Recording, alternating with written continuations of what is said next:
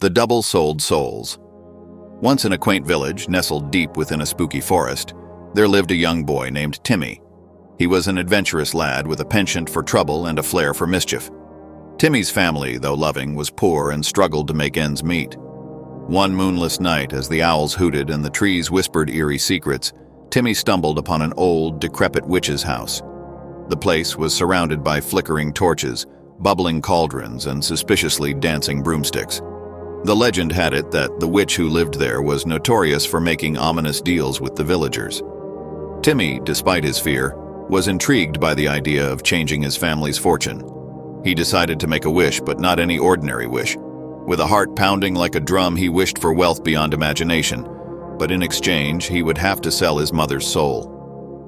Unbeknownst to Timmy, his mother, Mrs. Jenkins, had secretly visited the very same witch weeks earlier. Desperate to provide for her family, she had sold Timmy's soul to the witch, thinking it was the only way to secure their future.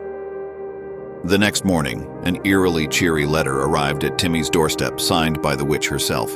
It read, "Congratulations, your wish for wealth has been granted." Timmy's eyes widened with disbelief, and he rushed to his mother to share the news. Mrs. Jenkins, pale as a ghost, confessed to her deal with the witch. Panic set in as they realized the predicament they were in. The witch would come to collect Timmy's soul in just a few days, and Mrs. Jenkins had even fewer days left to live. But instead of succumbing to despair, they hatched a wild plan. They decided to outwit the witch by pretending to be the wealthiest family in the village. They rented extravagant clothes, bought a shiny new carriage on credit, and threw lavish parties in their tiny, ramshackle house. The witch, intrigued by the rumors of the Jenkins' newfound wealth, decided to visit them earlier than expected. As she approached their home, she was greeted by servants in fine attire, sumptuous feasts, and music that echoed through the forest. Mrs. Jenkins played the role of a queen while Timmy pretended to be a prince. They spun tales of vast estates and gold mines, all the while trying to distract the witch from her sinister goal. The witch, enamored by the riches and hospitality, began to forget the purpose of her visit. She even danced a merry jig with Timmy. Little did she know the clock was ticking. Just as the witch was about to depart, a chicken let loose by the mischievous Timmy clucked loudly and startled her.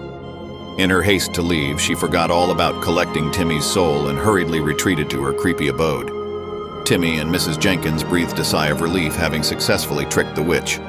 They immediately reverted to their humble lives, content with the love they shared.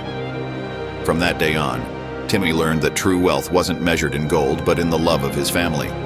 And as for the witch, well, she eventually moved to a neighboring village, where her peculiar cravings for chicken stew earned her a different kind of reputation.